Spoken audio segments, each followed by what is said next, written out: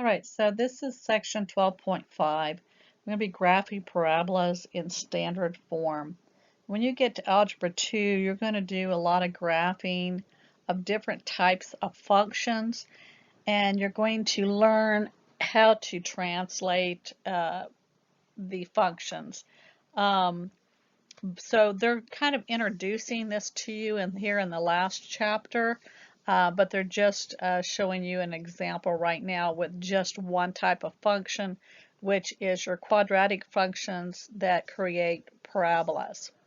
And as you learned in the second or the last section of homework that you just did, you learned how to find the zeros of the functions and how to find the vertex.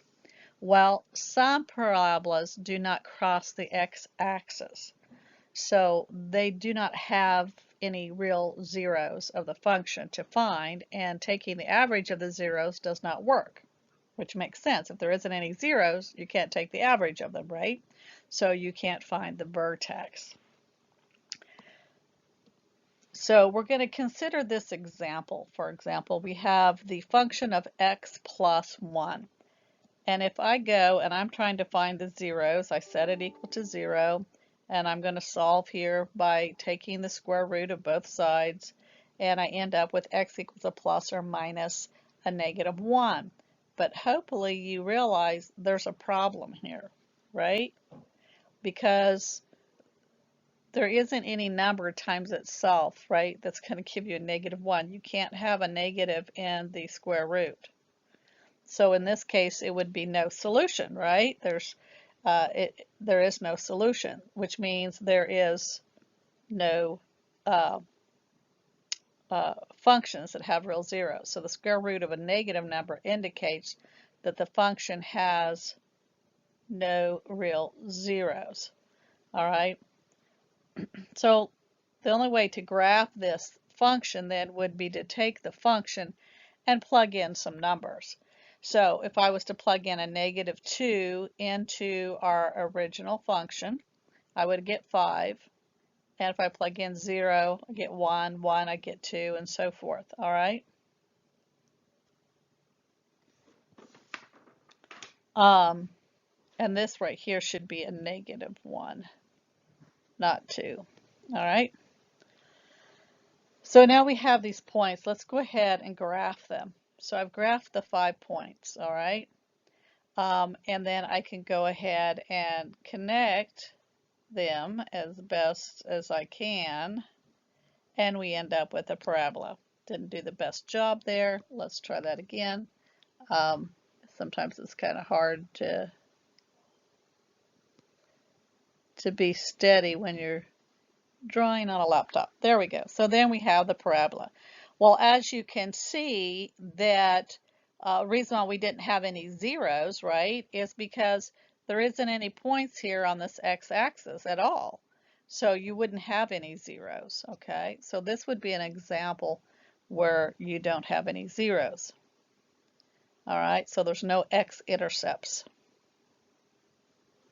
So plotting a series of points yielded the graph, but this method takes time, and it's not guaranteed for you to always yield the correct vertex. If I had not put in and found the vertex, it's because I'm picking various points, so I may not end up picking the point that has to be the vertex. So that's why they say you may not get the correct vertex by doing it that way. So we're going to learn a method called translating graphing that applies to transformations to the function in standard form. So here we're going to talk about translations of graphs. Translational graphing begins with a known function. That known function is what we refer to as the parent function, such as the function of x equals x squared. We already know that the function of x equals x squared is a parabola where the vertex is at 0, right? So to attain the graph of another function, such as g of x equals x squared plus 1, where one or more transformations are performed on the parent functions, transformations move from position of the parent function on the Cartesian plane or distorts the shape of the parent function. So think about it right here. This was our parent function. Here's our parent function, and what are we doing? We are adding 1 to that. That's what we're changing to the parent function, is by adding 1. That's the same one that we just did in the previous slide by plotting, right?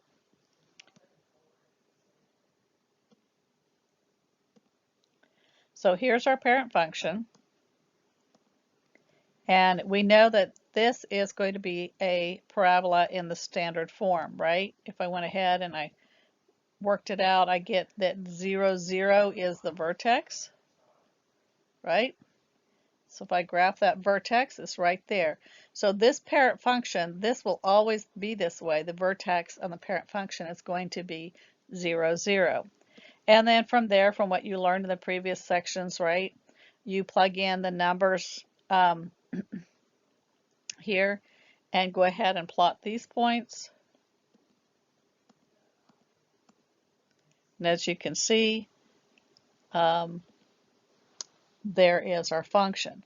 So this is what that parent function's graph looked like. This is the graph of f of x equals x squared. So this is one of those where you always want to know what the graph looks like. You want to memorize this so that when you see f of x equals x squared, that you should automatically know that's going to make a parabola with the vertex of 0, and you move up 1 and then move up to the 4. So you're going to become very familiar with parent functions.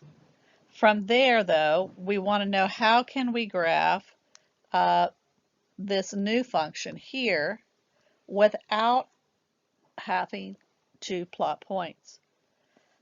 So here's a parent function plus a constant. In our case, the constant is 1. And of course,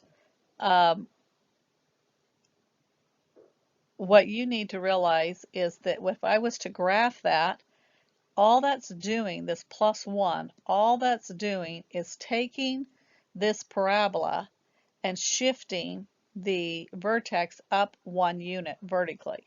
So everything just shifted here up 1 unit. And that's what that 1 does. It still has the same shape, the same form. It's just moved the vertex and every other point up 1 unit, if I was to graph that. So here, if I graph all those points, which I did, and that's what you get. So that beats graphing it. If you can know what the parent function looks like, and if you know that if you add a constant, that's going to shift everything up 1, then you do not have to do the plotting of these points. And that's called translational graphing. So here, as this is in your book, but it kind of talks about the various ways to do translational graphing. So here you have the function, the parent function, x squared. Well, what happens when you multiply this parent function by a -1, right? You get a negative x squared. And as you can see, they're showing you what happens to the function. It actually flips it upside down. Here, again, we have the parent function. They're just comparing. And we already talked about what happens when you add a constant. Well, it moves up 1 constant, right? Whatever that constant is. In our case, earlier it was +1, so it moved it up 1 unit. Now here again is your parent function. But what if you add the constant inside, instead of just the x squared, the x being squared, you now put the x plus c, the constant, inside the grouping symbols, and you're squaring this whole thing here, all right? So how does that affect the graph? Well, this moves it from left or right. So adding a constant moves it from up or down. Adding the constant inside so that it's squared, it shifts it from left to right. Here you have the parent function again. What happens if you multiply that by some constant, some number? Okay, Well, this function is either going to stretch or compress it vertically by the multiplication of whatever that constant is. And after the function has been performed, a vertical stretch occurs. So a vertical stretch occurs if the constant is greater than 1, and a compression occurs if c is less than 1. So you can kind of see here that the first three are very rigid, okay? They keep the same shape, it just shifts somewhere on the Cartesian point. But on that last one, it doesn't shift, but it actually, you know, if you measure the distance from here to here, you can see that this is smaller. It actually changed the shape. So this one changed the shape, all right, from the parent function. So rigid transformations are like the first three examples. They're rigid, they keep the same shape. Then non-rigid transformation is one that alters the shape of the graph, and so this last one here is considered a non-rigid transformation. So here we have a function, right? The parabola here on the left-hand side. Here is the parent function results, right? And so let's look at what happens when we take that parent function and we multiply it by a -1. And so what we're going to get is this vertical reflection. So let me show you when we plug in a -1. So, so here is the original, the parent function multiplied by -1. Remember, -1 times x squared is -x squared, so that's the same thing. And I'm going to plug in, I'm going to plot some points. So I'm going to plug in. So right now I'm plugging in the -2, and that ends up giving me a -4. All right, so we end up with a -2, -4 when I have substituted that into my g of x function. And then you would do the same thing, the -1, the 0, the 1, and the 2, and you end up getting these values for g of x. Now, I think in the book, they are asking you to go ahead and graph and plot these points, and then look at it and say, okay, compare it to the parent function, with the idea that you're going to discover what happens to the parent function, so eventually you don't have to do the plotting. So here we go. We're going to go ahead and plot. The vertex is 0, 0. So I've plotted this one right here. Go ahead and plot the next points. And as I plot them, what you see happen to the graph is it is the same parabola, can't talk, parabola, only it's vertically reflection. It's flipped over. So hopefully then what they're hoping to show you that if you realize that if you take the parent function of x squared and you multiply it by a negative, right, that is going to flip your graph, and then you won't have to plot. So that's what happens when you multiply by a -1. Now let's look at this parent function. We have g of x, all right, and the g of x is 2x squared. So now what happens when you multiply it by a constant like a 2? Well, we're going to go ahead and we're going to plug in our values, go ahead and simplify, and we end up getting 8 in this first one here. When we plugged in this -2, what did we end up? We ended up with 8, correct? And then we did the same thing for all the other numbers. Okay, and then we plotted those points. And as you can see, the black is the parent function, the graph. This black graph is the parent function. The blue graph is the function g of x. So what you saw here is that it stretched vertically. You can see how it's extended itself. It's longer, all right? The blue graph is longer and higher, right? But it's also narrower, right? So it has stretched it vertically, but it's also made it narrower. So when you multiply by a constant, this is what it happens. And it's also done it by 2. Think about this. What is 4 times 2? 8. 1 times 2, 2, right? Okay, so it's changing those values by 2.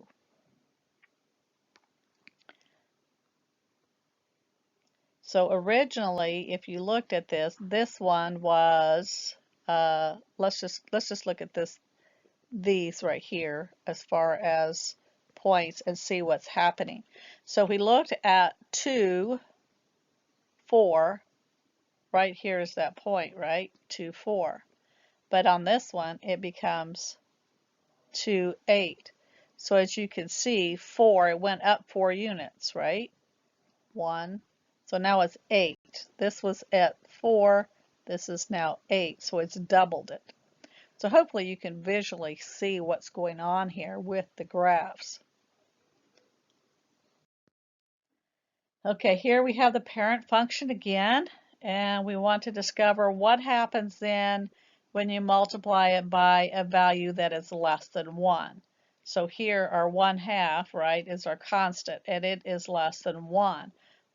Before it was 2, right, and that was greater than 1. So what happens when you multiply by I think, well, it's going to compress vertically and it's going to give you a wider parabola. So let's see what happens.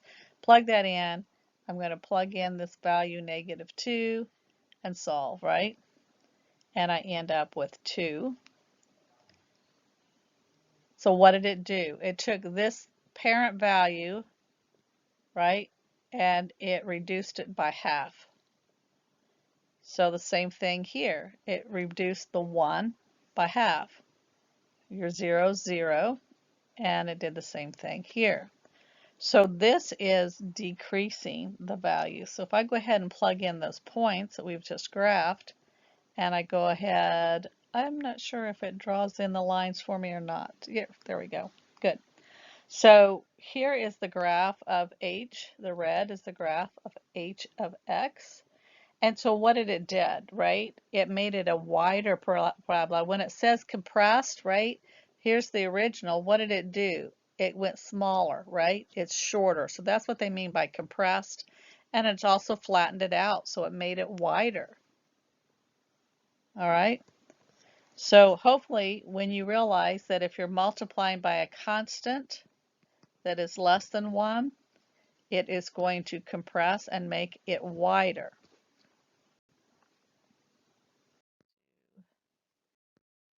Okay, so this is what your homework instructions are going to look like. It's going to say graph the function by comparing it to the parent function, f of x equals x squared. All right, so what they're giving you here is this function here, the g of x equals a -3x squared, and they're asking you to compare it to the parent function. All right, now when you go to do your points and on your plots here, you're always going to use the same values for x, okay, when you're plugging in. So I'm going to take that function g of x, I'm going to plug in the -2, work it out, I get a -12. Then I'm going to plug in the -1.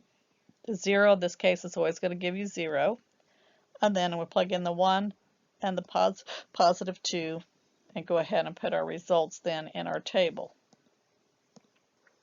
And so now I have these points where here I need to graph 2, -12, and so forth, okay? So we're going to go ahead and graph these coordinating points.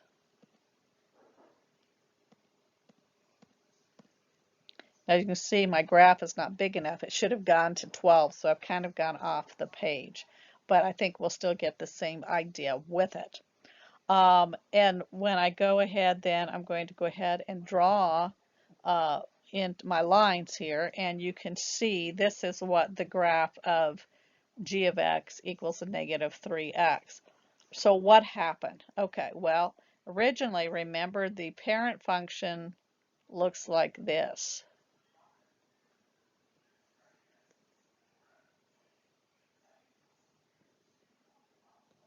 All right, So what it did was what? The -3, which is like a -1, it flipped it, but it also vertically stretched it, right? It made it narrower. So, the distance is narrower.